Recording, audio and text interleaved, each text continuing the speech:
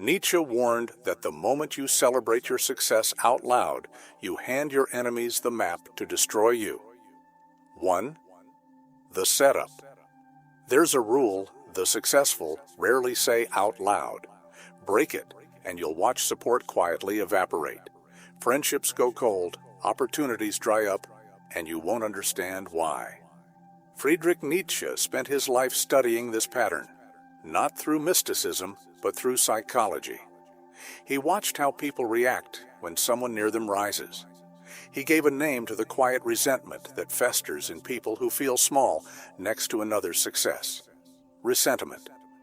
It's not simple jealousy.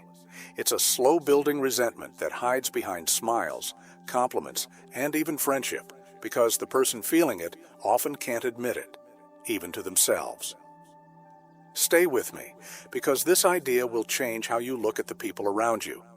Most people think envy is rare, an occasional obvious thing. Nietzsche's insight was the opposite. He believed this quiet resentment is one of the most common, least examined forces in human relationships. And here's the uncomfortable part.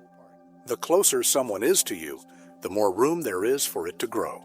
Strangers can admire you from a distance without cost, but the people who know your daily life, who measure their own progress against yours, feel your rise as their own falling behind, even when nothing in their life has actually changed. 2. How resentment turns into action. Nietzsche traced this pattern across history. Rulers undone by those closest to them, thinkers isolated by their own circles, allies who quietly stepped back at the exact moment they were needed. He asked a simple but unsettling question. Why does visible success so often invite quiet sabotage?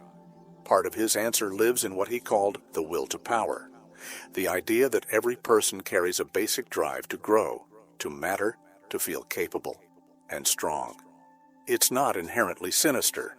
Nietzsche actually saw it as a natural, even healthy force.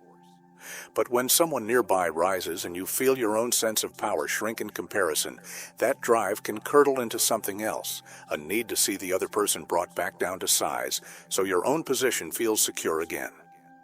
This doesn't usually look dramatic. It looks like a slower reply to your text, a joke at your expense in front of others. Support that quietly isn't there anymore when you need it. Nietzsche's point wasn't that everyone around you is secretly plotting. It's that unexamined resentment finds small, deniable ways to express itself, and most people carrying it don't even register what they're doing or why. 3.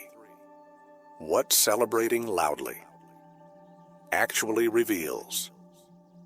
Here's the part Nietzsche pushed further than most people are comfortable with. Broadcasting your success isn't just risky because of how others might react. It exposes something about you. Needing an audience for your win is itself a kind of tell. It shows you're still measuring your worth by outside reaction rather than by your own standard. And once people can see what makes you seek approval, they've learned something useful about you, what matters to you, what stings you, where you're soft. That's not necessarily malicious on their part. It's just information, and information is leverage. Nietzsche admired people who built and moved with a kind of self-contained confidence, not because secrecy is noble in itself, but because he saw real strength as something that doesn't need constant external confirmation to feel real. The figures history remembers as formidable weren't usually the ones performing their wins in real time. They were doing the work, and the recognition came later, almost as an afterthought. 4. The trap of applause. Nietzsche was also interested in what celebration does to the person doing it, not just to the people watching. He believed there's a real danger in starting to chase reaction instead of substance.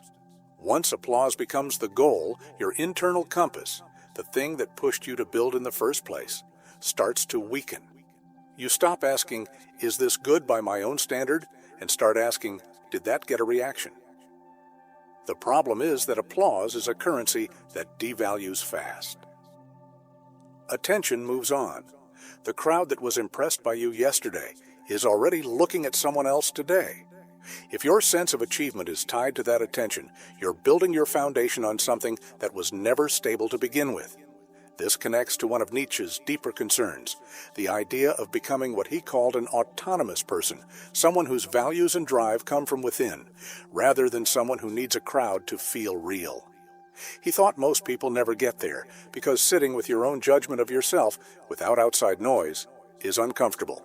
It's easier to keep performing. 5. The takeaway.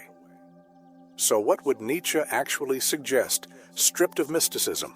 Not secrecy for its own sake, and not paranoia about the people around you. Something closer to this.